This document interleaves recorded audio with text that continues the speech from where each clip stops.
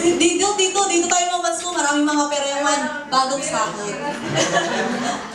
Muna na natin. Sige mo, kuya. Lead mo na. Kakanta ba tayo? Apa, we wish you. We wish you a Merry Christmas. We wish you a Merry Christmas. We wish you a Merry Christmas and a Happy New Year. We wish you a Merry Christmas. We wish you a Merry Christmas. We wish you a Merry Christmas and a Happy New Year. Thank you, thank you.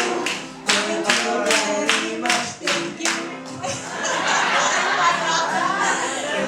Ate, alam ko kung saan pa tayo mangangaroling. Siyempre, alam Kilala mo natin yan. si Mang JP. Yes naman. Aling Taiwan yun umuwi.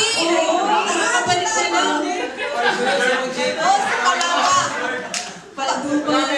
Parang may tax refund daw po kasi sila eh. Tara po! Kuya, nakakas ko po. Ayoko! Joke lang. Sige, pagbibigyan mo kayo ng masko, pero kanta muna kayo, ha? Sige po. Dapat galingan ninyo kumanta. Sige, kuya. Dapat nakibigay ko. Sige po. Siyempre naman po. Sige, patingin ka ng kanta ninyo.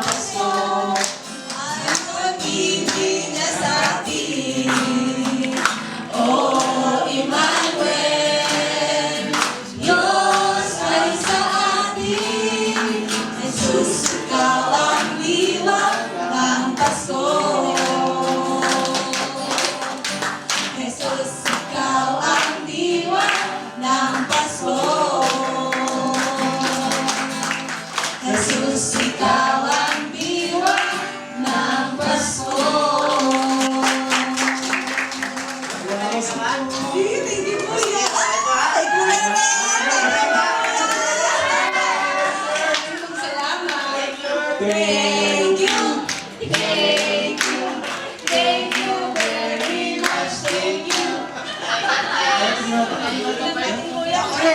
Ready po yung red. Hindi kami dyan. Ay, may kulay na!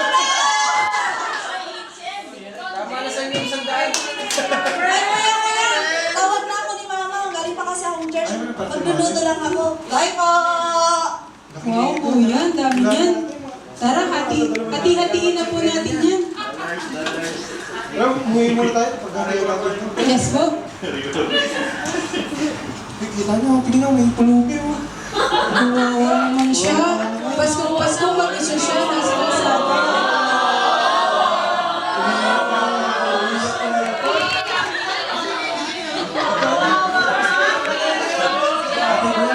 Nalaisap ako. Total, araw-araw naman tayo pinagpapala ng Panginoon. Paano kaya kung bigyan na natin sa kanya itong napangaralingan natin? Sige po, kuya. Magandang ano po yan, idea. Tara, lapitan natin. Yan. Yan.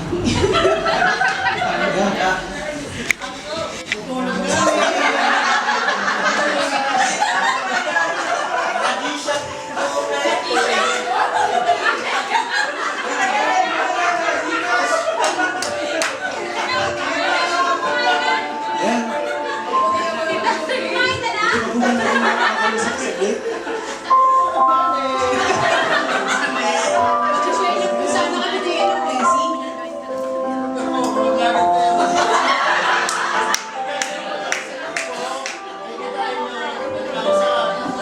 Hindi lang 1,000 to, 2,000 to.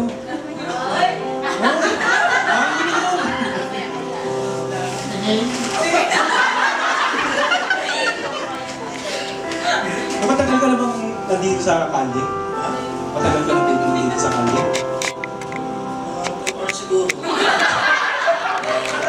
Ikaw ba? Napakatagal na lang. Kakabalayas lang po ba sa inyo ng pamilya niyo, kuya?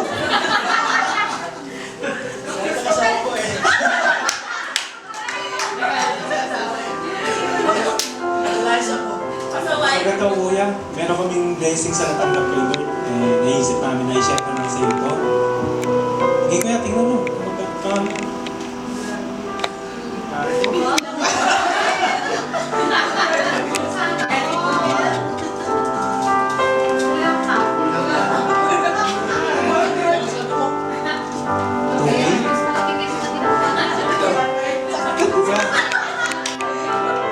At bukod pa dyan kuya, pwede ka ba lang ipagdasal mo?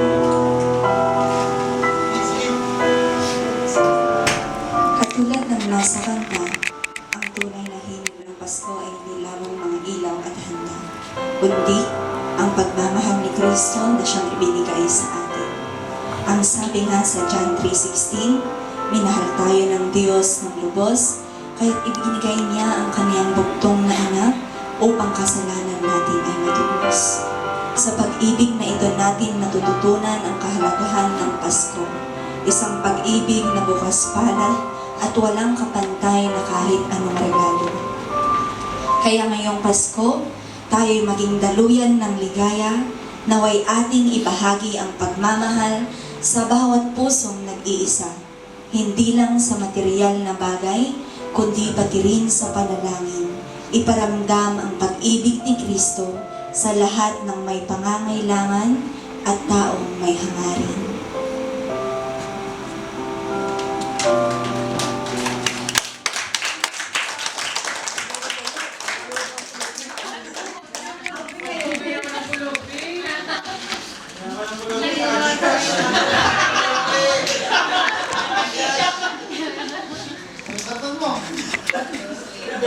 Nagkakalaga pa yan.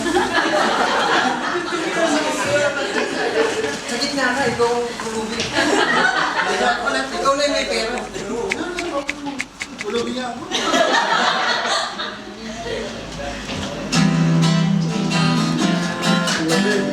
Hindi mo pwede po